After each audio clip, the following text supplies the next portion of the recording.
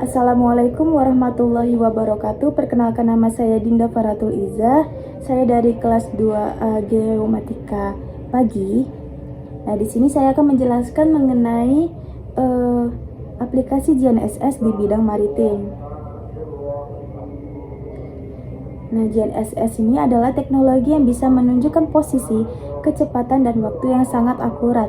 Nah, di dunia kelautan, GNSS sangat membantu kapal saat berlayar di laut lepas, menjaga keselamatan, terus mempermudah survei dasar laut, melacak kapal nelayan, dan memantau kondisi laut. Nah, karena GNSS bisa kasih info lokasi secara real time, GNSS jadi alat yang penting dalam kegiatan maritim di zaman sekarang. Selanjutnya ada pentingnya GNSS di bidang maritim. Nah, kenapa sih GNSS ini penting di bidang maritim? Karena GNSS bisa nunjukin posisi dan waktu kapal dengan akurat, baik di laut lepas maupun di pelabuhan. Teknologi ini bantu menjaga keselamatan lewat pelacakan seperti AIS dan SAR, melacak kapal nelayan, dan ngawasin aktivitas perikanan. Nah, GNSS juga dipakai buat riset laut, pemetaan dasar laut, dan bikin operasional pelayaran jadi lebih efisien. Selanjutnya ada perkembangan GNSS di bidang maritim. Nah, yang pertama ada navigasi tradisional ke navigasi digital. Nah, dulu itu sebelum ada GNSS, pelaut pakai alat seperti sextant, kompas, dan peta kertas buat cari arah. Nah, cara itu kan butuh skill yang tinggi, dan cara itu nggak selalu akurat, apalagi kalau cuacanya lagi jelek ya. Nah, tapi kan sekarang berkat GNSS kayak GPS, Galileo, dan lainnya, navigasi jadi jauh lebih cepat, terus akurat, terus bisa dipakai kapan aja. Nah, yang kedua ada munculnya sistem GNSS global. Nah, awalnya kapal hanya mengandalkan GPS untuk navigasi, tapi sekarang terdapat GPS global lainnya seperti GLONASS, Galileo, sama Beidou. Nah, kombinasi ini membuat kapal di laut menjadi lebih akurat, stabil, dan dapat diandalkan ke seluruh dunia. Nah, yang ketiga ada integrasi dengan sistem navigasi modern. Nah, data posisi yang dari satelit diintegrasikan dengan XDIS, AIS, autopilot, dan radar. Terus yang terakhir ada dynamic positioning system. Nah, yang terakhir ada aplikasi GNSS yang semakin luas. Nah, GNSS itu gak cuman untuk navigasi,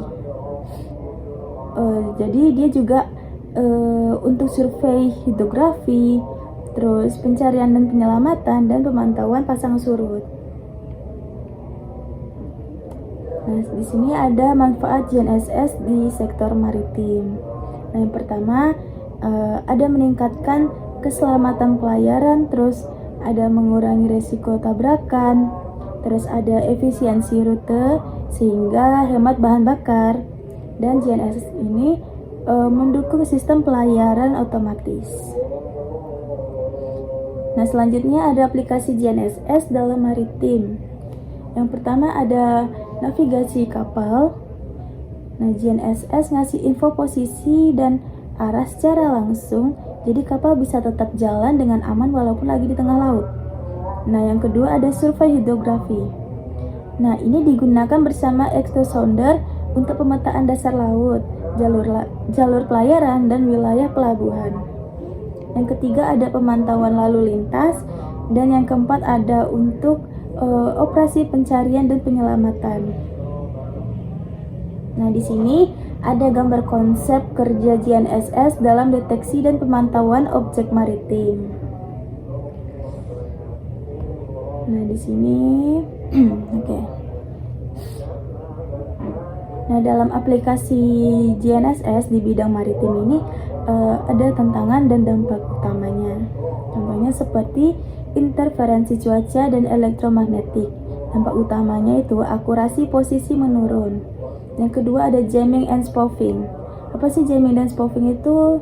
Nah, jamming itu upaya mengganggu sinyal GNSS dengan gelombang radio pengganggu. Nah, sedangkan spoofing itu pemalsuan sinyal agar receiver nerima lokasi palsu. Nah, dampaknya itu posisinya jadi salah atau posisinya nggak terdeteksi. Yang ketiga, daerah terpencil seperti kutub. Nah, kenapa sih dampak utamanya itu ada cakupan sinyalnya terbatas, terus akurasinya juga rendah. Yang keempat, ada ketergantungan pada satelit negara lain. Dampak utamanya resiko manipulasi akses. Nah, yang kelima, butuh sistem koreksi tambahan. Dampaknya butuh infrastruktur dan biaya. Terus yang terakhir ada biaya perangkat dan perawatan tinggi. Dampaknya tidak terjangkau untuk kapal kecil ataupun kapal-kapal tradisional. Sini ada visualisasi. Yang pertama ada gambar kapal yang dilengkapi receiver yang menerima sinyal kurang lebih 4 satelit. Nah, satelit ini mengirimkan informasi, waktu, dan orbit ke kapal. Nah, pada gambar kedua ada GNSS membantu menggambar jalur pelayaran pada peta laut elektronik. Nah, selanjutnya yang ketiga ada cara kerja GNSS dalam menentukan posisi kapal di laut, terutama terkait dengan pengukuran ketinggian dan posisi relatif terhadap permukaan laut. Nah, yang terakhir ada gambar cara kerja sistem GNSS yang terintegrasi dengan stasiun referensi di darat untuk meningkatkan akurasi posisi kapal di laut. Nah, dari semua yang tadi, kesimpulan yang kita ambil itu GNSS sangat bermanfaat di bidang maritim karena membantu menentukan posisi kapal dengan tepat dan cepat. Nah, terus teknologi ini membuat pelayaran lebih aman, terus mengurangi resiko tabrakan dan membantu kapal memiliki rute terbaik agar lebih hemat bahan bakar. Nah, GNSS juga digunakan untuk pemantauan pergerakan kapal secara langsung melalui sistem seperti AIS dan VMS. Nah, dengan bantuan sinyal koreksi, akurasi GNSS menjadi lebih tinggi, sehingga cocok digunakan dalam berbagai kegiatan di laut seperti navigasi, perikanan, dan survei dasar laut. Nah, jadi GNSS ini adalah teknologi yang penting untuk mendukung pelayaran modern dan membuat efisien.